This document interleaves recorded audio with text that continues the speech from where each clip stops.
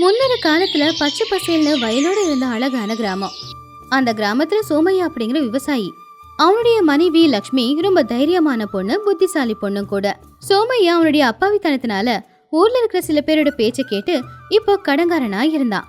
அந்த கடன்ல இருந்து அவமானத்துல இருந்து லக்ஷ்மி அவனுடைய புத்திசாலித்தனத்தினால தான் புருஷனை எப்படி காப்பாத்தினா அப்படிங்கிறது தான் இந்த கதை. சாயந்தர நேரம் சோமையா வீட்டோட திண்ணையில ரொம்ப கவலையா உக்காந்துக்கிட்டு இருந்தான். அப்பதான் லக்ஷ்மி பக்கத்துல வந்து உக்காந்தா. என்னங்க, என்ன ஆச்சு? ஏன் இவ்வளவு சோகமா இருக்கீங்க? வயல்ல இருந்து வேலையை முடிச்சிட்டு வந்து முகம் கை கால் கூட கழுவாம அப்படி திண்ணையில உட்காந்து என்ன யோசிக்கிறீங்க? என்ன சொல்ற லக்ஷ்மி, எல்லாமே நான் பண்ண தப்பு தான். அந்த அன்போட பேச்சை கேட்டு நான் கடன்காரன் ஆனது தான் மிச்சம். இப்ப கடன் கழுத்து வரைக்கும் இருக்கு. அன்பு கிட்டியா? அவன்கிட்ட எதுக்காக நீங்க கடன் வாங்குனீங்க? நம்ம வயல்ல வேலையெல்லாம் சரியா தானே நடக்குது? அங்க தானே நான் முட்டாள்தனத்தை பண்ணேன். பட்டணத்துல ஒரு வியாபாரம் இருக்கு, அதுல பணத்தை போட்டா பணம் 2 மடங்கா மாறும்னு சொல்லி என்ன அவன் ஏமாத்திட்டான். நம்ம வயலோட பத்திரத்தை அடகு வச்சு 10,000 ரூபாய் கொடுத்தேன். இப்ப அந்த முதலீடா போட்ட பணமும் போச்சு. அந்த அன்பு வட்டியோட பணத்தை திரும்ப கேட்கறான். என்னங்க சொல்றீங்க? எதுக்காக அவ்வளவு பெரிய பணத்தை போய் நீங்க கடன் வாங்குனீங்க? அந்த அன்பு ஏமாத்துக்காரன்னு உங்களுக்கு தெரியாதா? அவன் நினைச்சா நம்மள என்ன வேணும்னாலும் செஞ்சுடுவானே. இப்போ அந்த அன்பு நாளைக்கு திரும்ப வரேன், எனக்கு பணத்தை கொடுக்கணும்னு கேட்குறான். பணத்தை கொடுக்கலனா வயலை அவன் பேருக்கு மாத்திக்கிறேன்னு சொல்றான். எனக்கு பயமா இருக்கு லக்ஷ்மி. உன்கிட்ட சொல்லாமலே இவ்வளோ பெரிய தப்பை பண்ணிட்டேன். லக்ஷ்மி கொஞ்ச நேரம் யோசிச்சு, சரிங்க, நடந்தது ஏதோ நடந்து போச்சு. இப்ப நடந்த நினைச்சு வருத்தப்படுறதுல எந்த புண்ணியமும் இல்ல. நீங்க கடங்காரன்னு ஊரெல்லாம் தெரிஞ்சா ரொம்ப அவமானமா இருக்கும். நாளைக்கு அந்த அன்பு நம்ம வீட்டுக்கு வருவால, அப்போ நான் சொல்றத நீங்க அப்படியே சொல்லுங்க. நீ சொல்ற மாதிரியா? என்ன செய்ய சொல்ல போற? பத்திரம் அவன்கிட்ட தானே இருக்கு. நீங்க பதட்டப்படாதீங்க. அந்த அன்புக்கு பேராசை அதிகம். அவனுடைய பேராசை தான் நமக்கு ஆயுதம். நாளைக்கு என்ன நடக்க போகுதுன்னு மட்டும் நீங்க பாருங்க. அடுத்த நாள் காலையில அன்பு 2 அடியாட்களோட சோமையோட வீட்டுக்கு வந்தான். என்ன சோமையா, விடிஞ்சிடுச்சே. என்னோட பணம் எங்க? 10,000 ரூபாய் தயார் பண்ணி வச்சிருக்கியா, இல்ல பத்திரத்துல கையெழுத்து போட்டு தரியா? ஐயோ என்னங்க ஐயா, அந்த 10,000 ரூபாய்க்கு பச்சை பசேல்னு இருக்கிற வயலை விற்பனா? அந்த 10,000-த்தை விட விலை அதிகமான பொருள் என் பொண்டாட்டிக்கிட்ட இருக்கு. ஆனா அதை சொந்தமாக்கிக்க உங்களை மாதிரி யோகம் இருக்கணும். என்னது விலை மதிக்க முடியாத பொருளா? என்ன சோமையா, காலையிலேயே கட்டுக்கதையா?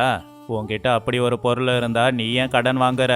அப்போ லக்ஷ்மி வெளியில வந்து, உண்மைதாங்க ஐயா, எங்க மாமா சாகிறதுக்கு முன்னாடி எங்க தோட்டத்துல ஒரு ரகசிய புதையல் இருக்குன்னு சொன்னாரு. ஆனா அதை எப்படி வெளியில எடுக்கிறதுன்னு எங்களுக்கு தெரியாது.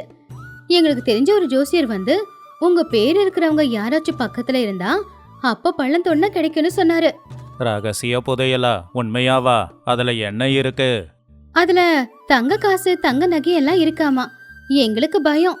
நீங்க அந்த புதையலை எடுத்து கொடுத்தீங்கன்னா அதுல பாதி பங்கு உங்களுக்கு கொடுக்கறோம். அப்படியே எங்க கடனையும் நாங்க தீர்த்திடுறோம். பாதி பங்கா? அப்படின்னா எதிர்பார்த்ததை விட அதிகமா கிடைக்க போகுதுன்னு அர்த்தம். சரி சரி, எங்க பள்ளம் தோண்டணும்னு சொல்லுங்க, நான் அந்த வேலையை பாக்கறேன். எல்லாரும் வீட்டுக்கு பின்னாடி இருக்கிற தோட்டத்துல போனப்போ லக்ஷ்மி ஒரு அடையாளத்தை போட்டா. இந்த இடத்துலதான் புதையல் இருக்கும் அப்படின்னு அந்த ஜோசியர் சொன்னாரு. ஆனா ஒரு முக்கியமான விஷயம், பள்ளம் தோண்டும் போது யாரும் பேசக்கூடாது. எல்லாரும் அமைதியா வேடிக்கை தான் பார்க்கணும். முக்கியமா கடன் வாங்கினவங்க பள்ளத்தை தோண்டினா அந்த புதையல் மறைஞ்சு போயிடுமாமா. அதனால நாங்க தோண்ட முடியல, நீங்க வேணும்னா தோண்டுங்க. சரி சரி, அப்படியே பண்ணலாம். டேய், வேலையை ஆரம்பிங்கடா. வட்டி வியாபாரியோட ஆட்கள் மணிக்கணக்க பள்ளம் தோண்டிக்கிட்டு இருந்தாங்க. சோமையா லக்ஷ்மி 2 பேரும் அதை நின்று வேடிக்கை பார்த்துக்கிட்டு இருந்தாங்க. மதிய நேரம் வெயில் அதிகமாச்சு. என்ன சோமையா, 5 அடிக்கு பள்ளம் தோண்டியாச்சு, எதுவும் கிடைக்கலையே. நீ என்ன ஏமாத்த முயற்சி பண்ணலையே? ஐயோ, என்னங்க நீங்க இவ்வளவு பெரிய வார்த்தையெல்லாம் சொல்றீங்க? ரகசிய புதையல் அப்படின்னா மேலேயே இருக்குமா? அது எங்கேயாச்சும் பள்ளத்துல ஆழமா இருக்கும் இல்லையா? இன்னும் கொஞ்சம் தோண்ட சொல்லுங்க, அப்போ அந்த புதையல் கிடைக்கிறதுக்கு வாய்ப்பு இருக்குல்ல. அதுவும் உண்மைதான், தோண்டுங்கடா, நிறுத்தாம தோண்டுங்க. சாயந்தரம் நேரம் ஆச்சு. கிட்டத்தட்ட 8 அடி ஆழம் பள்ளம் தோண்டியாச்சு. ஆனாலும் அங்க எதுவும் கிடைக்கல. என்னால முடியல சோமையா, இங்க எதுவும் கிடைக்க மாட்டேங்குது, எனக்கு சந்தேகமா இருக்கு. ஒரே ஒரு நிமிஷம், அதோ அங்க ஏதோ தட்டுப்படுதுன்னு நினைக்கிறேன். லக்ஷ்மி ஏற்கனவே அங்க ஒரு பானைய புதைச்சு வச்சிருந்தா. கிடைச்சிடுச்சு கிடைச்சிடுச்சு, இதோ அந்த ரகசிய புதையல். வட்டி வியாபாரி ஆசையா அந்த பானையோட மூடிய திறந்தா அதுல இருந்தது எல்லாமே கொஞ்சம் சோழிங்களும் பழைய பித்தளை காசுங்களும் தான். என்ன இது? இதுல வெறும் பித்தளை காசு தானே இருக்கு, தங்கமும் இல்ல வெள்ளியும் இல்ல. அப்போ லக்ஷ்மி கவலையா, ஐயோ, அப்ப எங்க மாமா எடுத்து வச்ச புதையல் இதுதானா? பித்தளை காசா? எங்க நேரம் இப்படி இருக்கு. ஆனா ஒரு முக்கியமான விஷயத்த நான் உங்களுக்கு சொல்றேன். இந்த பித்தளை காசுங்க இந்த காலத்து சேர்ந்தது இல்ல, அந்த காலத்து சேர்ந்தது. பட்டணத்துல இந்த பழைய பித்தளை காசுக்கெல்லாம் விலை பயங்கரமா இருக்காமா. இதுல ஒரு 100 பித்தளை காசு இருக்கும். இது நிறைய விலை போகும். உண்மையாவா? அப்படின்னா இதை நானே எடுத்துக்கிறேன். உன்னோட கடன் கணக்கையும் முடிச்சு வைக்கிறேன். உன்னோட பத்திரத்தை திரும்ப கொடுக்கறேன். ஐயா, கடனுக்கு இதில் பாதி தானே சரியா வரும். நீங்க மொத்தத்தையும் எடுத்துக்கிட்டா எப்படி? பாதி எடுத்துக்கோங்க, பாதியை எங்களுக்கே கொடுத்துடுங்க. அட, அது எப்படி சோமையா? நான் வெயில்ல நின்று கஷ்டப்பட்டிருக்கேன். என் ஆளுங்க எவ்வளோ நேரம் வேலை செஞ்சாங்க. இந்த கடனுக்கு இது சரியா இருக்கும். வயல் பத்திரத்தை நீயே வச்சுக்கோ.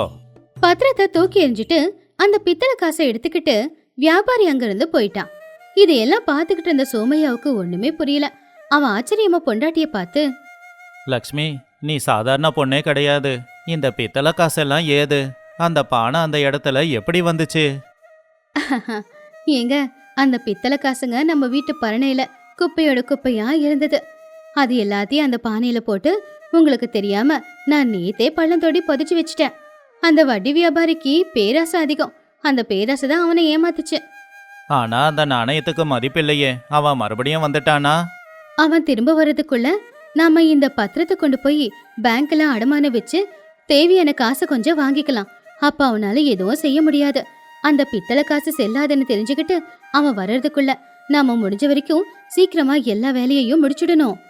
லக்ஷ்மி, உன்னோட புத்திசாலித்தனத்தை பார்த்து எனக்கு ஆச்சரியமா இருக்கு. உன்ன மாதிரி திறமையான பொண்டாட்டி இருந்தா புருஷன் தவறு செஞ்சாலும் அந்த குடும்பம் கண்டிப்பா மேல வரும். கொஞ்சம் நாளுக்கு அப்புறமா அன்புக்கு விஷயம் தெரிஞ்சுது. அவன் ரொம்ப கோவமா சோமையாவை பார்க்கறதுக்காக வந்தான். சோமையா, டேய் சோமையா, என்னையே ஏமாத்திட்ட இல்ல? அந்த பித்தளை காசுக்கு எந்த மதிப்பும் இல்லையா? அது அந்த காலத்தோடதும் கிடையாது, இந்த காலத்தோடதும் கிடையாது. குப்பையில போடக்கூட தகுதி இல்லாதது. என்னை ஏமாத்தன இல்ல? பஞ்சாயத்துல வச்சு உன்னை என்ன பண்றான் பாரு. இங்க பாருங்க ஐயா, ஊர் பெரிய மனுஷங்க கிட்ட போய் பஞ்சாயத்து கூட்டலாமா? வாங்கின 5000 ரூபாய் கடனுக்கு நீங்க 10,000 ரூபாய் கேக்குறது அநியாயம் இல்லையா? அப்படியே என் வீட்டுக்கார ஏமாத்தி நீங்க கையெழுத்து வாங்கினதையும் நான் உங்ககிட்ட சொல்றேன். புதையலுக்கு ஆசைப்பட்டு நீங்க பள்ளம் தோண்டினீங்க. அந்த பள்ளத்துல பானை இருந்துச்சு. அது நீங்க தான் விருப்பப்பட்டு எடுத்துக்கிட்டீங்க. இதுல எங்க தப்பு என்ன இருக்கு? அது வந்து இங்க பாருங்க, உங்களுக்கு ஊருக்குள்ள மரியாதை அப்படியே இருக்கணும்னா அமைதியா போயிடுங்க. இல்லனா ஊருக்குள்ள 4 பேரு 4 விதமா பேசுவாங்க. இவ்வளவு பெரிய வட்டி வியாபாரியையே 2 பேரும் ஏமாத்திருக்காங்களே அப்படின்னு. இங்க பாரு சோமையா, உன் பொண்டாட்டி ரொம்ப புத்திசாலி. என்னையே ஏமாத்திட்டா. இனிமே இந்த பக்கம் வரனா பாரு அப்படின்னு சொல்லி அவன் அங்கிருந்து கோவமா போயிட்டான். சோமையா பெருமூச்சு விட்டு ரொம்பவும் பெருமையா பொண்டாட்டிய பார்த்து, லக்ஷ்மி, இன்னையோட என் பயம், கடன் தொல்லை எல்லாமே தீர்ந்து போச்சு. உன்னை பார்த்தா எனக்கு ரொம்ப சந்தோஷமா இருக்கு. என்னங்க, கஷ்டப்பட்டு உழைக்கிற புருஷனுக்கு பின்னாடி புத்திசாலித்தனமான ஒரு பொண்டாட்டி இருக்கிறது ரொம்ப முக்கியம். இனிமேலாவது யார் பேச்சையும் கேட்டு இப்படி கடன்லாம் வாங்காதீங்க. எதுவா இருந்தாலும் என்கிட்ட ஒரு வார்த்தை சொல்லுங்க.